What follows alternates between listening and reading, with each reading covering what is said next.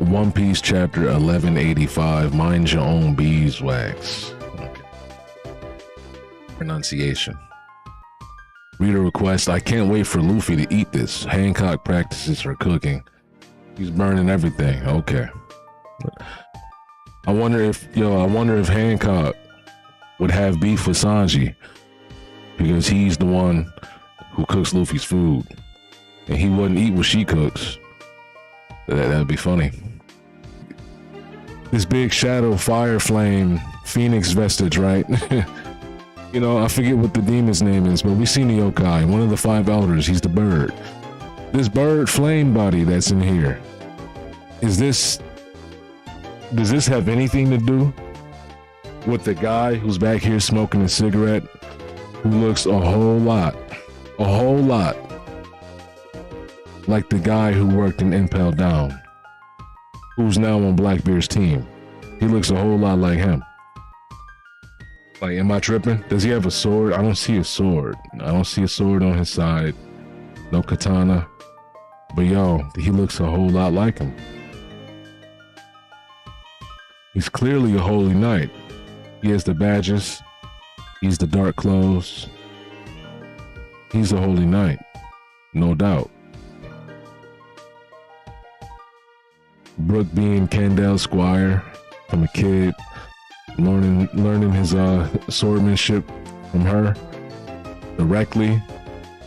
You know, that's where his fencing style comes from. And passing down to Shuri, and then Shuri killing her father in front of him, or what he sees. Like, okay, I got 2 things to say, right? I know a lot of people have the question like, oh, how come Brook didn't notice that she had wings and all that?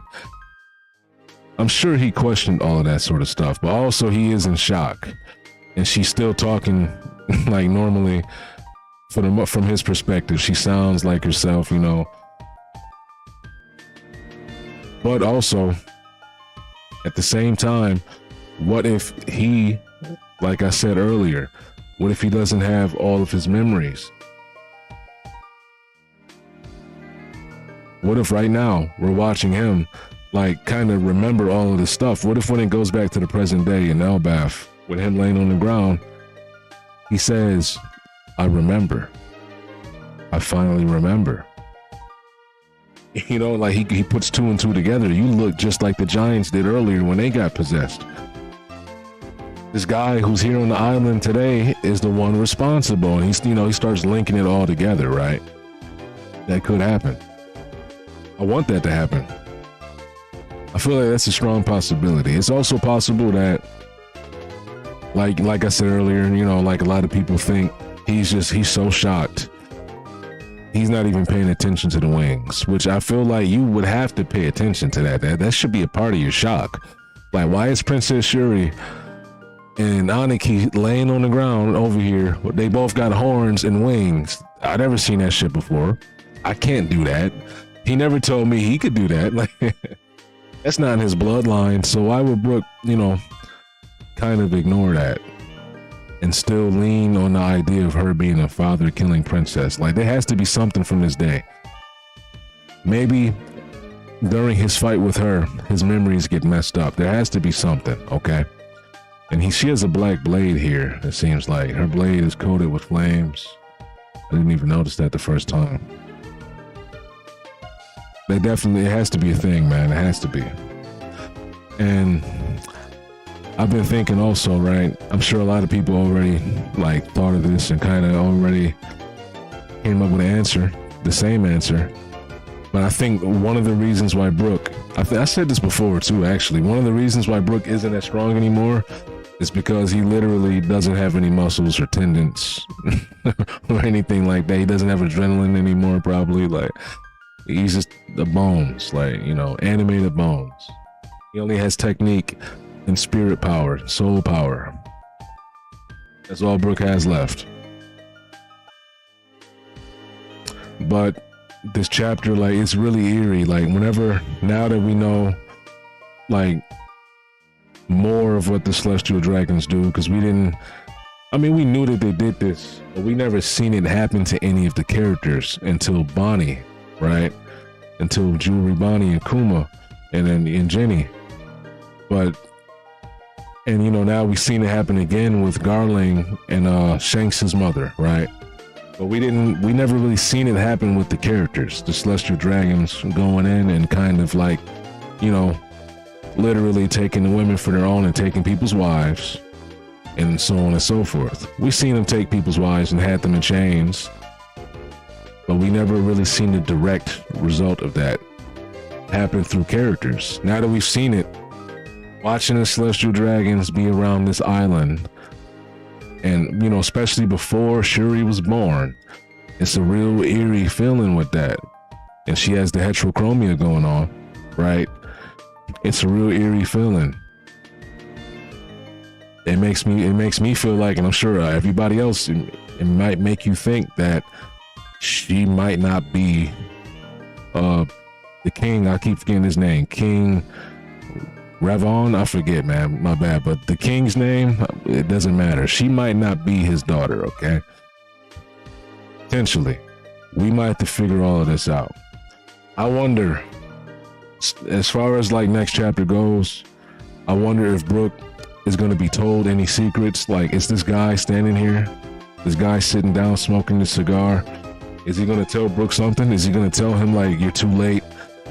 You know, we already got her. Like, is he going to say something that kind of hints at what's happening? Is Brooke going to ask any questions? Is he just going to get his ass whooped by, you know, this newly reborn Gunko, right? Because she's no longer Shuri, I guess. She's going to be Gunko from this point on at some point.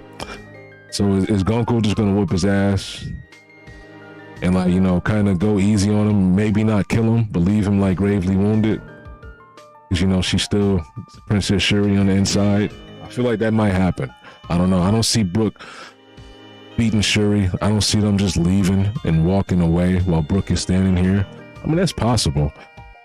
Because, you know, they did their job, that everything's done. But I don't see that happening, man. I don't see Brooke just not attacking these people and these people not trying to attack Brooke. But Shuri has to go easy on him and let him off the hook, and he lives that way. Maybe with the scar on his head. Maybe that's how he gets the scar that split his skull open.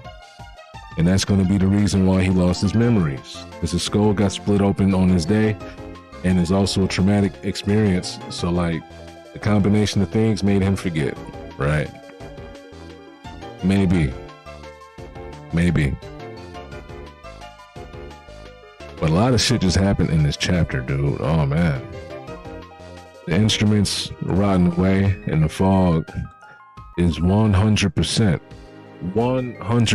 the results of the Celestial Dragons, like, releasing fog or some gases into the island or some shit. I think so.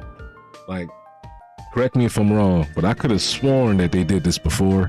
Like, didn't they do this on God Valley? From our perspective on God Valley, isn't that what they were doing to people too? Like through Dragon's perspective on God Valley? Wasn't he wearing a gas mask? Because they would, like, they gassed the island out. Like, maybe I'm mistaken. I don't know. I feel like it wouldn't be any problem for what's his name? Mercury, you know. He's the Celestial Dragon. He's the Five Elder that, you know, garners over science or whatever, right? It wouldn't be a problem for him to make some sort of gas that can, like, rot away instruments and all that sort of stuff. I don't know if Vegapunk is working for them at this point in time. I don't remember. This is like 65 years ago. I don't think Vegapunk is that old, right? Nah, I don't think Vegapunk is that old. And thinking about the time frame this is happening, you know, kind of makes me think about a bunch of other stuff. We know Roger's not around. This is way before then, but yeah, it makes me wonder, like, this guy sitting in the room, this throne room at the end, he has the Celestial Dragons, you know, the Holy Knight. He has the Holy Knight's clothes on. And then we see this vestige, this Phoenix vestige, the flames sitting here. Is that really Saint Garcia or whatever his name is, right? I forget which one is which right now. I forget. It's not Venus Juro, right? Venus Juro is the samurai dude, but is this Saint Garcia? Because if so, or if not, I mean, if it's not him, I mean, it would have to be though, right? I keep going back and forth. It would have to be. I know we had the same guy, the spider guy, the Yuki. He was on God Valley back in the flashback during that time, and he was an old man during God Valley's flashback. I would assume the other people that are his peers would have been old people then too. So it's definitely Saint Garcia. He might even be young right now. That would be crazy. If he goes back into his normal form and he looks young, that would be crazy. That would be crazy. And the fact that he's here in his flame body form is enough reason for Brooke not to realize or notice him when he saw him on Egghead. Aside from, you know, if Brooke has a memory problem later on during his fight with Shuri, if she fucks up his memories, that's another reason. But outside of that, he's not seeing his true form. He's just seeing like the flame silhouette body sort of thing going on, right? So, yeah. I don't know. There's too many questions, man. Too many questions. Shuri has flames underneath her feet, too. That's a sign of them being Dome Reverse. I need to know. I don't know. I don't think I noticed anything else, man. Like, this is crazy. A lot of stuff is going on. I wonder, like, are we going to go back to present day? They better not take us back to present day after this. I need to see Brooke's reaction after this scene. I need to see what he's going to say, what he's going to do. I feel like it might really go the way I'm saying. He might be so stunned and he probably can't fight her. So he ends up losing the fight. And she ends up almost killing him, but doesn't kill him because, you know, she's still in there a little bit, maybe. I don't know. Gives her for love for Brooke and all that sort of stuff, right? It's going to be that sort of situation, right? But she doesn't kill him all the way. And, yeah, I don't know. It's going to be something like that, I think. I don't know. I do not know. And I'm assuming from this point, from this day, yeah, okay, yeah, it makes more sense now too. From this day, she's not gonna get reverted, right? It's probably a bold assumption, but maybe it's not, because we see her in the present day as Gunko, still just as young, with the long hair still, right? Everything looks the same. She's damn near wearing the same outfit. Almost. No, not really, but Gunko looks just like this. The same height and everything. I think her age, her body was frozen in time. From this day, she's been like locked in place. Immortality has, you know, took effect on her in that sort of way. You know, she could have been immortal, but still aged, but never died. But no, she's been stuck in time this whole time. From this day, in this exact moment, being possessed and killing her father, she's never once probably fully going back to herself. Maybe I'd imagine, you know, her mind is kind of shifted back and forth, like what it did on Elbaf. She kind of reverted for a second, but outside of that, no. For 65 years, she's been like this. She's like 70, 80 years old now, maybe 75. Man, like, who is this guy smoking a cigar gonna be? Where's her dog? Did her dog die? Does she still have the deal? If she still has the dog in the Holy Land, they gave the dog a Dome Reverse, and it has immortality and it's still alive. Yo, that would be crazy. She has an immortal dog that she took back to the Holy Land with her. Too many possibilities, man. I need a solid answer. And I hope some of these things, I hope Oda doesn't just like ignore it. I hope he gives us an answer, because I wouldn't be surprised if Oda like just never tells us anything deeper. Like, we just get rid of the flashback and it's left right there. I wouldn't be surprised. Like, you know, we kind of know what happened. She got Dome Reverse, but we don't know the exact circumstances. I wouldn't be surprised if he didn't tell us all of that.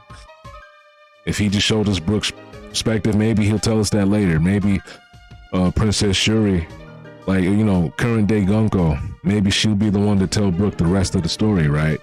Maybe for now it'll get left off here, because this is all Brooke knows and saw. But then later on, he'll get the other half of the story. once they break Gonko out of the ice. So we got to see what happens, man. I think that's a possibility too. Either Gonko or somebody else might end up telling that story. She was there, and she possibly has memories from Imu. She probably could tell us a lot of stuff since she was like a part of him, right? She probably has knowledge that's not her own, right? Because her mind was kind of like mixed with his, or you know, vice versa. He mixed his mind with hers. Oh, that would be something. And now she's kind of reverted back to a good guy. She could drop a couple bombs back in the present day when they freeze Gonko out of the ice. It's like we saw Imu's like spirit. We seen one of his shadow spirit things. We saw it leave her body. We saw that happen. And I don't remember where it went, but now I'm going to go back, not right now, but later I'm going to go back and find out where Imu's little shadow went, because it left her body when she got frozen in the ice, because there was nothing he could do inside of there. The spirit left. I think it might have returned back to the Holy Land and mixed with himself. I don't know. I got to rewatch that. Because that's kind of important now, because if Imu's spirit left her, and we know her heterochromia eyes didn't come from being possessed by Imu, she was born with heterochromia. We know that's not a sign of the possession, so she's probably back to normal.